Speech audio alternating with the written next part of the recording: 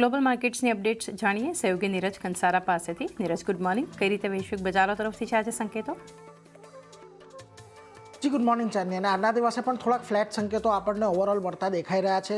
સૌથી પહેલાં ગઈકાલે અમેરિકાના બજારની વાત કરીએ તો ત્યાં નીચલા સ્તરેથી આપણને એક સારી ખરીદારી આવતી જોવા મળી હતી. ડાઓ એક નવા શિખર પાસે આપણને બંધ થતો જોવા મળ્યો. S&P 500 નાસ્ડેક બંનેની અંદર એક પોઝિટિવ ક્લોઝિંગ ગઈકાલે આવ્યું. ખાસ કરીને અહીંયા પણ નીચલા સ્તરેથી તમને રિકવરી આવતી જોવા મળી હતી, જેને પગલે બજારો આપણને ગ્રીન ઝોનની અંદર બંધ થતા દેખાયા. હવે ખાસ કરીને અહીંયાથી ઈરાનની જે ન્યૂઝ એજન્સી છે ISN, એના દ્વારા જે અહેવાલ આપવામાં આવ્યો છે એ ઘણો મહત્વનો છે, કારણ કે અત્યાર સુધી જે પીસ સ્ટોકની વાતો ચાલતી હતી અમેરિકા તરફથી ચાલતી હતી, પરંતુ હવે ઈરાન તરફથી પણ આ જે ન્યૂઝ એજન્સી કહી રહી છે કે અમેરિકાએ મોકલેલા સંદેશાનો ઈરાન જવાબ તૈયાર કરી રહ્યું છે. અત્યારે હાલમાં ફ્રેમવર્ક, વિશ્વાસ વધારવાના વિકલ્પો પર ચર્ચા ચાલી રહી છે. અમેરિકાના સંદેશથી બંને પક્ષ વચ્ચે મતભેદ ઓછા થશે અને છેલ્લા કરાર માટે USA યુદ્ધથી દૂર રહેવું જોઈએ એવું તેમણે ખાસ કરીને કહ્યું છે. એટલે ખાસ કરીને એક ઘણા સમય બાદ એક પોઝિટિવ નિવેદન આપણને ખાસ ઈરાન તરફથી આવતું જોવા મળી રહ્યું છે. એને લઈને ખાસ અહીંયાથી આપણે ફોકસમાં રાખવાનું છે. બીજી તરફ યુદ્ધ પર રોયટર્સે પણ એક અહેવાલ આપ્યો તો તેમનું કહેવું છે કે ઈરાન યુરેનિયમ દેશની બહાર મોકલવા નથી માંગતું. સુપ્રીમ લીડર મોજતબા ખોમેનીએ આ આદેશ આપ્યા છે અને યુરેનિયમ બહાર મોકલવા પર ભય વધી શકે છે એવું તેમનું માનવું છે.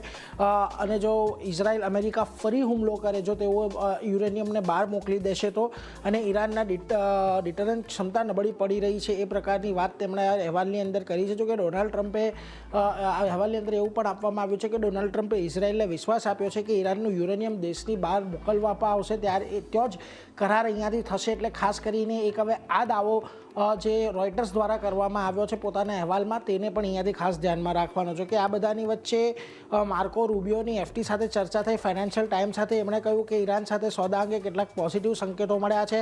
વાટાઘાટોમાં યુરેનિયમનો મુદ્દો સૌથી મોટો અવરોધ બની રહ્યો છે એવું ખાસ કરીને માર્કો રૂબિયોએ કહ્યું છે. બીજી તરફ અલ જઝીરાનો રિપોર્ટ આવ્યો છે. એમણે કહ્યું છે કે ઈરાને યુરેનિયમ પર કોઈ નવા સત્તાવાર નિર્દેશો અત્યારે તો જાહેર નથી કર્યા.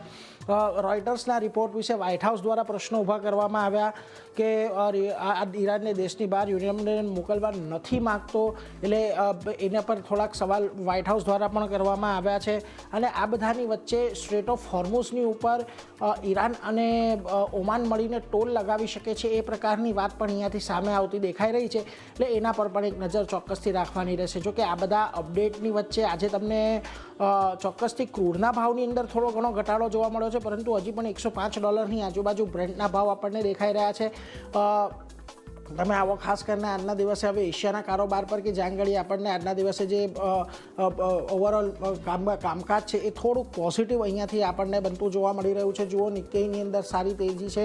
કોરિયા અને તાઇવાને ગ્રીન ઝોનની અંદર કામ કરી રહ્યા છે. સ્ટ્રેટ ટાઈમ્સ, હેંગસેંગ, શાંઘાઈ, અહીંયા પણ તમને એક પોઝિટિવ કારોબાર છે. એકમાત્ર શાંઘાઈ તમને થોડુંક 5% જેટલું નીચે છે. વાત કરી લઈએ ગિફ્ટ નિફ્ટીની, તો જુઓ ગઈકાલે આપણે સારી એવી તેજી સાથે શરૂ થયા હતા, પરંતુ દિવસના અંતે એક સારું એવું પ્રોફિટ બુકિંગ પણ આપણને જોવા મળ્યું. 23,631 પર ફ્યુચર્સ બંધ થયા હતા. 26,657 ગિફ્ટ નિફ્ટી સંકેત આપી રહ્યું છે. સવારે અહીંયા 101 પોઈન્ટથી વધુનો ઉછાળો હતો, જે થોડોક સમી ગયો છે. એટલે ફ્લેટિશ ઓપનિંગના જ સંકેતો ચાંદની આજે આપણને મળતા દેખાઈ રહ્યા છે. જી નીરજ, આભાર આપનો.